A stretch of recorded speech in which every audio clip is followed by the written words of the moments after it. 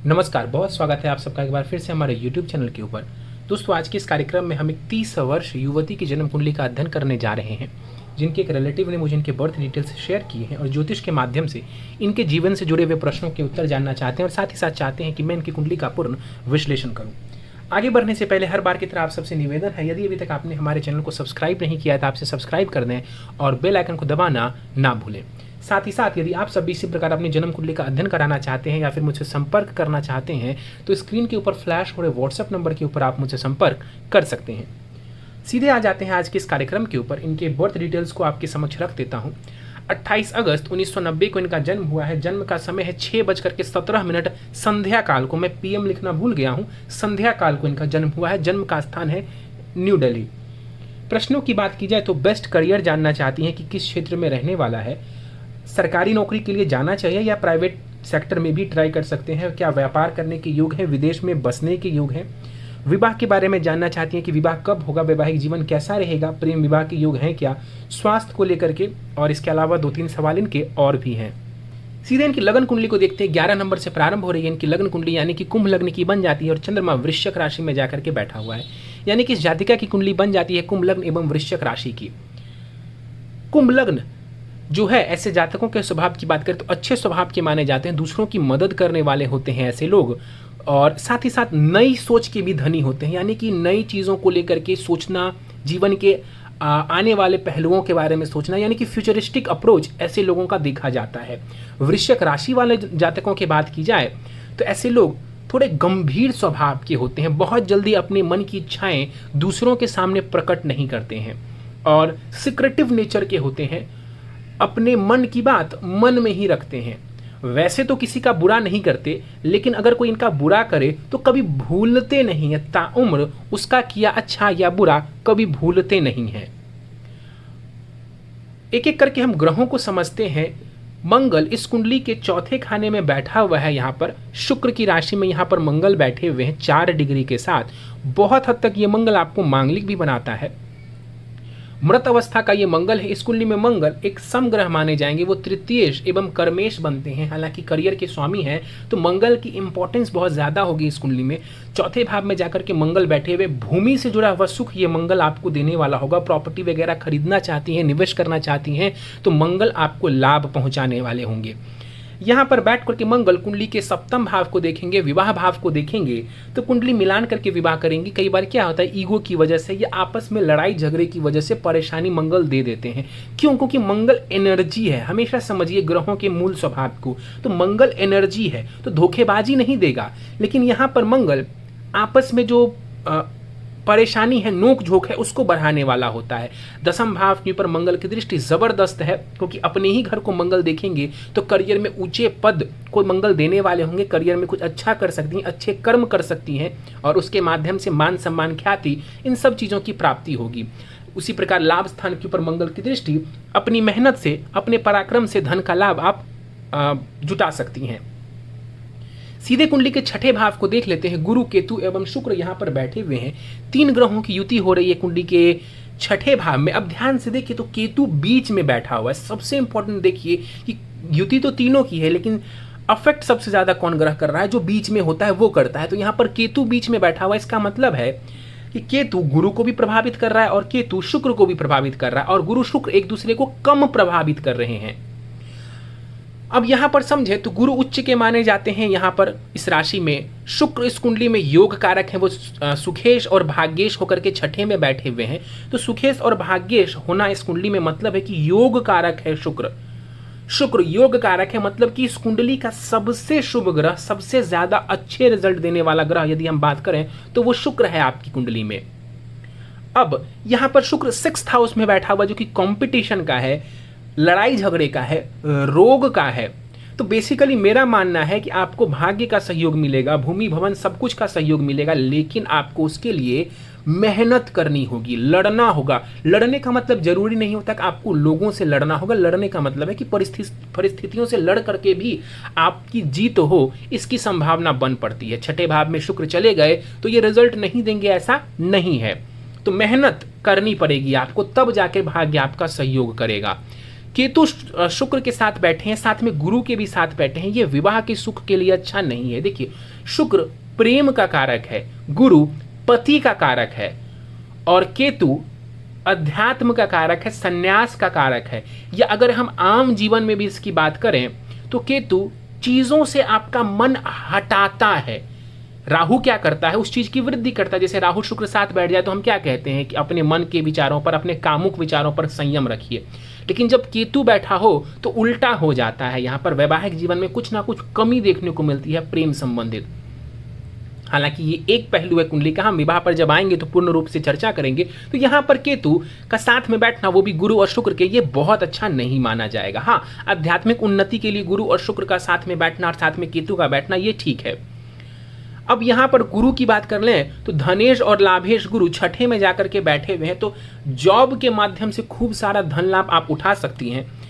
आप डेली काम करिए, डेली काम करने का मतलब है कि डेली मेहनत करिए और आपको अच्छा खासा धन जीवन में देखने को मिलेगा। गुरु सिक्स्थ में है, धन नहीं देंगे ऐसा दिमाग से आप निकाल लीजिए। हाँ, किसी और को लोन दे रही हैं, किसी और को धन दे रही हैं, उसमें आप थोड़ा विचार करके धन दीजिए, यानी किसी और को धन देने से पहले 4 बार सोच लीजिए। गुरु यहाँ पर इस कुंडली में बात कर ली जाए तो धनेश है, लाभेश है, छठे में बैठे हुए हैं। शत्रुओं के माध्यम से भी, कंपटीशन के माध्यम से भी, आपको जॉब के माध्यम से भी लाभ मिलेगा। यहाँ पर 8 डिग्री के साथ गुरु बैठे हुए हैं वृद्ध अवस्था में। दसम भाव के ऊपर दृष्टि पड़ेगी। सबसे अच्छी बात है कि चंद्रमा को जब भी गुरु देखता है तो मन को शुद्ध करता है, मन को अच्छा करता है, मन में अच्छे विचार देता है। तो गुरु की दृष्टि जो चंद्रमा पर पड़ रही है ये बहुत अच्छी मानी जाएगी। गुरु 12वें भाव को देखेंगे, धन का थोड़ा व्यय कराने वाले होंगे, और दूसरे भाव के ऊपर गुरु देखेंगे दृष्टि तो धन का संचय होगा, धन संचित होगा। गुरु इस बात की सूचना दे रहे हैं। शुक्र की बात कर ली जाए तो मैंने कहा कि मेहनत पराक्रम कर ये सब कुछ मिलेगा। शुक्र विदेश भी आपको लेकर के जाने वाले होंगे, विदेश जाना चाहती हैं, शायद आपने प्रश्नों में पूछा भी है, तो शुक्र इसमें आपकी मदद करने वाले होंगे। धन का व्यय भी ये शुक्र आपके खर्चों की वजह से, आपकी नीड्स की वजह से धन का व्यय भी ये शुक्र कराएंगे। 24 डिग्री के साथ यहाँ पर शुक्र बाल अवस्था में बैठे हुए हैं। वहीं केतु की बात कर ली जाए तो पूरे बलाबल के साथ युवावस्था में केतु 6th हाउस में है, और केतु की दशा वगैरह चलती है, उस दौरान जॉब में इंटरप्शन देखने को मिल सकता है। मधुमेह यानी कि डायबिटीज का ध्यान रखिए। डाइजेशन रिलेटेड परेशानी हो, यानी पेट से जुड़ी हुई परेशानी, तकलीफ हो सकती है, उसका ध्यान रखिए।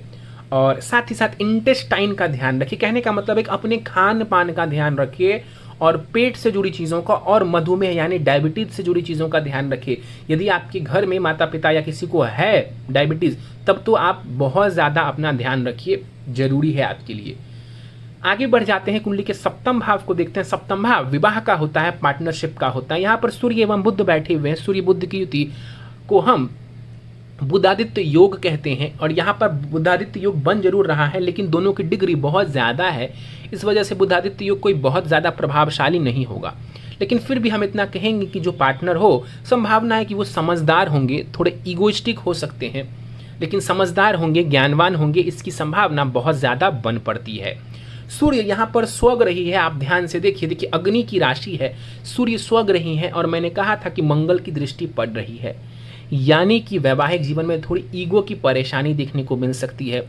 आपस में ईगो की वजह से परेशानी हो, यानी कि सिर्फ और सिर्फ ईगो के कारण नोकझोंक हो। देखिए, वैवाहिक जीवन में परेशानी के कई कारण होते हैं, धोखेबाजी भी होती है, झूठ बोलना भी होता है, ईगो भी होता है। तो उसमें से ये वाली परेशानी दिख रही है कि मत ना मिले, अपने अपने मत को लेकर के आपस में परेशानी हो जाए। अच्छी बात क्या है? अच्छी बात ये है कि सूर्य अपने घर में बैठे हुए हैं।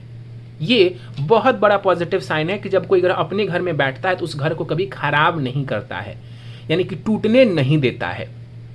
तो ये विवाह के लिए ठीक है, लेकिन वही मैंने कहा कि स्वभाव का ध्यान रखिए, चीज़ों को मैनेज करते हुए चलेंगी तो आपके लिए लाभदायक रहेगा। सूर्य यहाँ पर बैठ करके लग्न को देखेंगे, आपके व्यक्तित्व को बढ़िया करेंगे, व्यक्तित्व को प्रभावशाली बनाएंगे। 11 डिग्री के साथ सूर्य यहाँ पर कुमार अवस्था में बैठे हुए हैं। बुध की बात कर ली जाए, 29 डिग्री का बुध यहाँ पर बैठा हुआ है वक्री होकर के।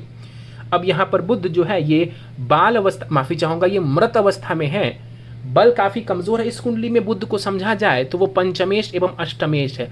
अब देखिए, पंचमेश का सप्तम में बैठना ये प्रेम विवाह की तरफ इंडिकेशन दे रहे हैं, और साथ ही साथ सप्तमेश साथ में बैठे हुए हैं तो ये प्रेम विवाह की तरफ इंडिकेशन दे रहा है। लेकिन अष्टमेश बुध बनते हैं और वो जाके सप्तम में बैठे हुए हैं, ये विवाह के लिए, वैवाहिक सुख के लिए बहुत अच्छा नहीं है। तो कुंडली मिलान कराना जरूरी है। बुध की दृष्टि लग्न पर पड़ेगी, समझदार आपको बनाएंगे। ज्यादातर मामलों के लिए बुध की स्थिति बढ़िया है, लेकिन विवाह के लिए कुंडली मिलान के बिना आगे बढ़ना मेरे हिसाब से उचित नहीं होगा। चंद्रमा की बात कर लेते हैं। 13 डिग्री के साथ चंद्रमा युवावस्था में बैठे हुए कुंडली के 10वें भाव में करियर का ये भाव होता है, कर्म का स्थान होता है। जो भी कर्म आप करती हैं, इवन करियर से अलग भी जो कर्म है वो भी जो आप कर रही हैं, अच्छे बुरे या बहुत अच्छे, वो सब 10वें भाव से हम देखते हैं। षष्ठेश होकर के चंद्रमा 10वें में बैठा हुआ है। जहां पर आप काम करेंगी ना, हो सकता है कई सारे लोग आपसे बैर रखें, शत्रुता रखें, मन ही मन भले रखें, लेकिन रखें, इसकी संभावना बन पड़ती है। नीच का चंद्रमा है यहाँ पर, हालांकि मंगल की दृष्टि पड़ रही है 10वें भाव पर, तो यहाँ पर नीचता भंग हो जाएगी और यहाँ पर नीच भंग बन जाएगा चंद्रमा का। तो मेहनत के साथ आप लाइफ में आगे बढ़िए और ऊंचा मुकाम हासिल करिए। देखिए, नीच भंग हो रहा है। नीच भंग के ऊपर कई बार मैं सोचता हूँ वीडियो बनाने का, लेकिन मैं आपको संक्षेप में बता देता हूँ। यहाँ पर चंद्रमा नीच का है, लेकिन नीच भंग होने के कारण ये चंद्रमा संतुष्ट नहीं है अपने पोजीशन से। इस वजह से ये चंद्रमा चाहेगा कि मैं अच्छा करूं नीच का होने के बावजूद, और यहीं पर सफलता की कुंजी हो जाती है। तो मेहनत करेंगी आप तो ये चंद्रमा आपको सब कुछ देंगे, क्योंकि ये चंद्रमा खुद भी चाह रहे हैं कि मैं नीच का भले ही हूं, लेकिन मैं अच्छा करना चाह रहा हूं। और सबसे अच्छी बात यह है कि यहाँ पर मंगल 10वें भाव को दिख रहा है। प्रैक्टिकली इसका अर्थ है कि आप जीरो से भले ही शुरू करें, लेकिन आप टॉप तक पहुंच सकती हैं, इसकी संभावना बन जाती है। ग्रह नीच के हैं तो शुरुआत बहुत हम्बल होगी, डाउन टू अर्थ शुरुआत होगी, लेकिन फिर व्यक्ति जो है ऊंचा मुकाम हासिल कर सकता है, इसकी संभावना बन पड़ती है। बहुत सारे लोग हो सकता है कि करियर में आपके लिए अवरोध उत्पन्न करें, उस पर ज़्यादा ध्यान मत दीजिए। आपके अंदर इतनी काबिलियत है कि आप उन सबको हरा सकें या अपने काम को आप आराम से कर पाएं। चौथे भाव के ऊपर चंद्रमा की दृष्टि पड़ेगी, ये ठीक है सुखों के लिए, लेकिन फिर भी चंद्रमा नीच राशि में है तो अपने मन को प्रभावित मत होने दीजिएगा। सबसे इंपॉर्टेंट है, गुरु की जो दृष्टि आ रही है चंद्रमा के ऊपर, ये बहुत शुभ है। अब देखिए, मंगल और चंद्रमा आमने सामने बैठे हुए चंद्र मंगल का योग बन जाता है, इसको हम लक्ष्मी योग भी कहते हैं। और लक्ष्मी योग यहाँ पर बन रहा है, ये करियर से जुड़े हुए मामलों में आपको धन का लाभ देगा। कहने का मतलब है कर्म करेंगी और धन का लाभ जीवन में देखने को मिलेगा। मंगल की वजह से मैंने कहा भी था आपको कि प्रॉपर्टी का लाभ मिलता है, और यहाँ पर चंद्र मंगल योग भी हो गया, तो ये धन लाभ, प्रॉपर्टी लाभ, इसके लिए काफ़ी अच्छी स्थिति नजर आ रही है। शनि को देख लेते हैं। 25 डिग्री के साथ शनि जाकर के कुंडली के लाभ स्थान में बैठे हुए हैं, वक्री होकर मृत अवस्था में यहाँ पर शनि बैठे हुए हैं। लग्नेश एवं द्वादशेश होकर के शनि कुंडली के लाभ स्थान में बैठे हुए विदेश वगैरह से खुद को जोड़ सकती हैं। शनि भी इस तरफ इंडिकेशन दे रहे हैं। मेहनत के माध्यम से खूब सारा धन लाभ आप जुटा सकती हैं, इसकी भी संभावना बन पड़ती है।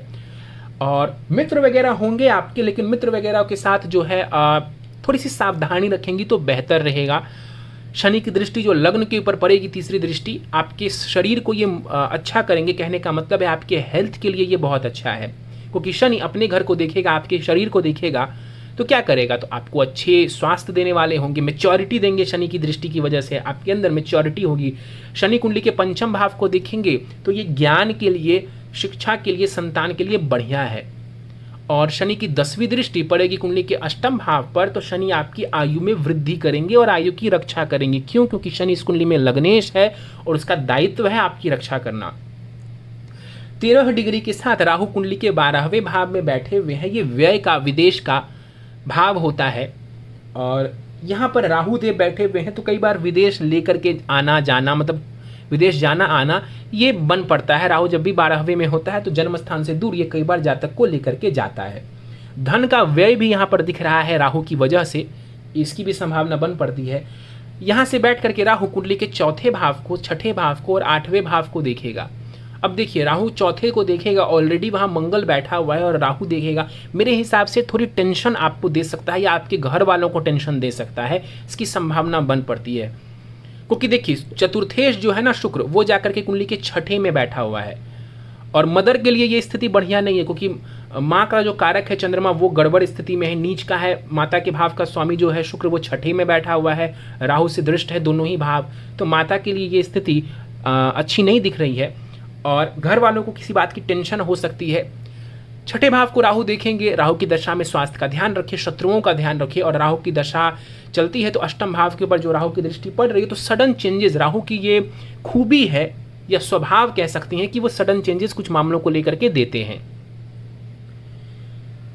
दशा फिलहाल आपको शुक्र की चल रही है, शुक्र की महादशा चल रही है, जो कि आपको 9 जनवरी 2039 तक रहने वाली है। शुक्र की दशा में फिलहाल शुक्र की ही अंतरदशा चल रही है आपको, जो कि 11 मई 2022 तक रहने वाली है। शुक्र आपके लिए योग कारक ग्रह हैं, यानी कि ओवरऑल आपकी ये दशा जहां तक मैं समझ पा रहा हूं अच्छी रहनी चाहिए और अच्छी रहेगी भी। डेफिनेटली ये दशा अच्छी रहेगी, स्पेशली करियर के लिए और आपके प्रोग्रेस के लिए, ठीक है।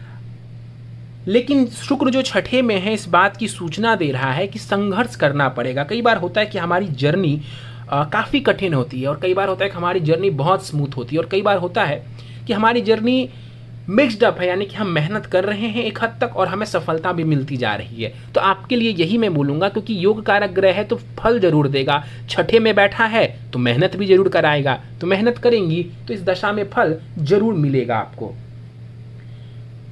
चलेंगे आपके प्रश्नों पर, लेकिन उसके पहले ही मैं आपके नवमांश को देख लेता हूं। नवमांश कुंडली आपकी 7 नंबर से प्रारंभ होती है, यानी कि तुला लग्न की बन जाती है। नवमांश कुंडली में विशेषकर हम विवाह को और ग्रहों के बल को देखते हैं और समझते हैं। तो 7 नंबर से कुंडली प्रारंभ होती है, तुला लग्न की बन जाती है और वहां पर लग्न में केतु और सप्तम में राहु बैठे हुए हैं। लगन में केतु, सप्तम में राहु बैठे हुए हैं, इसको हम बहुत अच्छा विवाह के लिए नहीं मानते हैं। एक प्रथम दृष्टि में ही मैं आपको कह रहा हूं कि विवाह के लिए बहुत अच्छा नहीं मानते हैं। इसके अलावा वहां पर जो शुक्र है वो मंगल के साथ पंचम में बैठा हुआ है, तो प्रेम संबंधी चीजें, प्रेम विवाह की तरफ झुकाव ये देने वाला हो सकता है। चंद्रमा वहां पर नीच का है और शनि के साथ है। अब देखिए, हम एक तरफ तो कहेंगे कि चंद्रमा नीच का है तो वर्गोत्तम भी हो गया, लेकिन ये वर्गोत्तम मेरे हिसाब से बहुत ज्यादा काम नहीं करेगा आपके लिए, क्योंकि वर्गोत्तम होने के साथ साथ ये मंगल की राशि में है, क्रूर ग्रह की राशि में, और ऊपर से शनि के साथ है। तो ये वर्गोत्तम होने का परिणाम कम देगा, दिमाग में टेंशन ज्यादा देगा, यानी कि मन में टेंशन किसी बात का रह सकता है और वो टेंशन आपको लंबे समय तक परेशान करे, इवन वैवाहिक जीवन में। तो चंद्रमा को बेहतर करना जरूरी है, बाकी ग्रहों की स्थिति बढ़िया नजर आ रही है। तो विवाह के लिए आपको फिर से यही सलाह, कुंडली मिलान कर लीजिएगा। सबसे ज्यादा मिलान अपने स्वभाव का और अपने पार्टनर के स्वभाव का कीजिएगा। स्वभाव मिल गया तो सबसे ज्यादा स्थिति बेहतर हो जाती है, स्वभाव नहीं मिला तो फिर चाहे स्थिति कितनी भी अच्छी हो वो काम नहीं आता है। तो D9 चार्ट में भी विवाह में थोड़ी सी परेशानी दिख रही है। केतु राहु वहां पर इन्फ्लुएंस कर रहे हैं, वहां लग्नेश शुक्र मंगल के साथ है और सूर्य चौथे को देख रहा है, जैसे यहाँ पर मंगल चौथे में। तो ओवरऑल मुझे जो लग रहा है कि एक नोक झोंक वाली स्थिति नजर आ रही है आपकी कुंडली में। एक होता है धोखेबाजी वाली स्थिति, एक होता है नोक झोंक। तो नोक झोंक वाली स्थिति मुझे ज्यादा नजर आ रही है आपके और आपके पार्टनर के बीच में। प्रश्नों को देख लेते हैं, बेस्ट करियर क्या रहने वाला है। दशमांश कुंडली मेरे समक्ष है इस वक्त आपकी, और मुझे पूर्ण रूप से लगता है कि आपके लिए जो करियर अच्छा रहने वाला है वो एजुकेशन से जुड़ा हुआ करियर ही बेहतर रहेगा। ओवरऑल एजुकेशन से ही जुड़ा हुआ करियर आपके लिए बेहतर है, जैसे लेक्चरर, प्रोफेसर, इन्हीं क्षेत्रों में आप आगे बढ़िए, यही आपके लिए ज़्यादा बेहतर दिख रहा है मुझे। दशमांश कुंडली जो मुख्यतः करियर को दर्शाती है वो भी इसकी सूचना दे रही है कि हाँ, एजुकेशन से जुड़ा हुआ करियर काफ़ी अच्छा रहने वाला है। गवर्नमेंट जॉब या प्राइवेट जॉब, किस सेक्टर में जाना चाहिए या प्रयास करना चाहिए। गवर्नमेंट जॉब के लिए आप प्रयत्न कर सकती हैं, कोई परेशानी नहीं है। आने वाले 1 से 2 वर्षों में आपकी नौकरी लगने की संभावना दिख पड़ती है कुंडली के अनुसार। व्यापार करने के योग अभी नहीं है, अभी व्यापार के पीछे मत जाइए। अगर जाना भी होगा, सोचना भी है तो आगे जाके सोचिएगा। अभी मेरे हिसाब से आप जॉब के ऊपर फोकस करिए, जॉब आपकी कुंडली के हिसाब से ज़्यादा सही नज़र आ रहा है। विदेश में बसने का योग है या फिर नहीं है, मेरे हिसाब से तो है। विदेश अगर आप जाना चाहती हैं तो आप जा सकती हैं। विदेश में जाना, विदेश में रहना, बसना, ये सब आपकी कुंडली से नजर आ रहा है। अब ये भी है कि विदेश में जाएंगी तो हो सकता है गवर्नमेंट जॉब मिलने में परेशानी है, कोई दिक्कत नहीं है। फिर उस वजह से अगर परेशानी आती है तो आप फिलहाल के लिए गवर्नमेंट जॉब की जगह प्राइवेट सेक्टर को विदेश में चुन सकती हैं। विदेश में क्या पीएचडी करने का योग है। देखिए, पीएचडी वगैरह जब भी हम देखते हैं, उच्च शिक्षा का भाव है कुंडली का 9वां भाव, कुंडली का जो नवम भाव है वो उच्च शिक्षा का भाव है, उसके स्वामी शुक्र जाकर के कुंडली के छठे में बैठे हुए हैं, यानी इस बात को दर्शाते हैं कि थोड़े अवरोध उत्पन्न होंगे पीएचडी वगैरह करने में, उच्च शिक्षा में। और शुक्र 12वें यानी विदेश को देख रहा है, विदेश में होने की पूरी पॉसिबिलिटी है आपकी पीएचडी। विवाह कब होगा? योग प्रारंभ हो चुका है, बिल्कुल भी विलंब मत करिए। अगर किसी आप चाह रही हैं विवाह हो और उसके बावजूद विलंब हो रहा है तो उसके लिए मैं आपको उपाय दे दूंगा आखिर में, उससे विवाह में आने वाली जितनी भी मुश्किलें हैं वो हल हो जाएगी, वो दूर हो जाएगी। तो विवाह का योग प्रारंभ हो चुका है, वेट करने की और सोचने की किसी भी प्रकार की कोई जरूरत नहीं है। 2021 में, 2022 में, 2023 में पूरे विवाह के योग बने हुए हैं, पूर्ण रूप से विवाह का योग बना हुआ है। तो आप बस प्रयत्न करिए, विवाह हो जाएगा। लव और अरेंज मैरिज में से आपने पूछा, देखिए लग्न कुंडली में तो लव मैरिज की पॉसिबिलिटी बहुत ज़्यादा दिख पड़ती है आपकी कुंडली में। नवमांश में हालांकि लव मैरिज की उतनी ज़्यादा पॉसिबिलिटी नहीं है, लेकिन फिर भी मेरा झुकाव यही कहता है, वो यही कहता है कि लव मैरिज होने की प्रोबेबिलिटी थोड़ी ज़्यादा है। इसके अलावा आप, हाँ एक बात और फिर से बोल दूं कि चाहे लव मैरिज करें अरेंज करें, कुंडली मिलान जरूरी है। स्वास्थ्य कैसा रहने वाला है? स्वास्थ्य के लिए मैंने आपको कहा था कि स्वास्थ्य के लिए 2-3 परेशानियां दिख रही है, डायबिटीज़, डाइजेशन और इंटेस्टाइनल प्रॉब्लम। तो इससे बचें, खान पान का ध्यान रखें। वैसे आयु वगैरह में कोई क्षति नहीं है, कोई परेशानी नहीं है। नवांश कुंडली मैंने आपको बता दिया कि नवमांश कुंडली जो है आपकी वो थोड़ी सी परेशानी इंडिकेट करती है। एक तो विवाह की तरफ, दूसरा आपका जो चंद्रमा वहाँ पर नीच का ही है और शनि के साथ विष दोष में है, ये अच्छा नहीं है। जीवन में क्या कुछ बड़ा अचीव करने के योग हैं? बिल्कुल है, आपकी दशमांश कुंडली काफ़ी अच्छी है। जीवन में अगर आप पूछ रही हैं करियर में, तो बिल्कुल मेरे हिसाब से हाँ, करियर में संभावना है कि आप काफ़ी कुछ अच्छा अचीव करें, कुछ बड़ा अचीव करें। और धनवान भी आप होंगी, इसमें भी कहीं कोई दो राय नहीं है। जो मैरिज वाला पार्ट थोड़ा कमज़ोर लग रहा है उसकी सबसे बड़ी रेमेडी है कुंडली मिलान। उपाय पर चलते हैं। ओपल नाम का रत्न आता है, शुक्र का ये रत्न है। हीरा मत धारण कीजिएगा क्योंकि शुक्र छठे में है। ओपल आप धारण कर सकती हैं 7 सवा 7 रत्ती का। अगर मान लीजिए कि यूरिनरी परेशानी है, डायबिटीज़ की परेशानी है, तब ओपल भी धारण नहीं करेंगी, नहीं तो आमतौर पर ओपल नुकसान नहीं करता है। ठीक है, ओपल धारण करिए, ये चंद्रमा को भी कहीं ना कहीं बैलेंस करेगा। 7 सवा 7 रत्ती का ओपल धारण कर लीजिए, चांदी की अंगूठी में जरवा करके राइट हैंड की इंडेक्स फिंगर में। शुक्ल पक्ष के शुक्रवार की प्रातः काल को कैसे धारण करना है और कब करना है, और ज़्यादा जानकारी के लिए व्हाट्सएप पर आप संपर्क कर सकती हैं।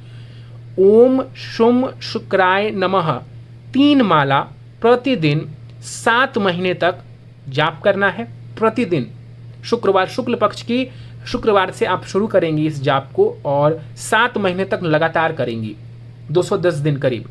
उसके बाद 1 माला प्रतिदिन आप कर सकती हैं। बीच में संभव हो तो 7 महीने के बाद हवन भी कर लें, नहीं संभव है तो बस आप उसको 1 माला प्रतिदिन उसके बाद आप शुरू कर दें।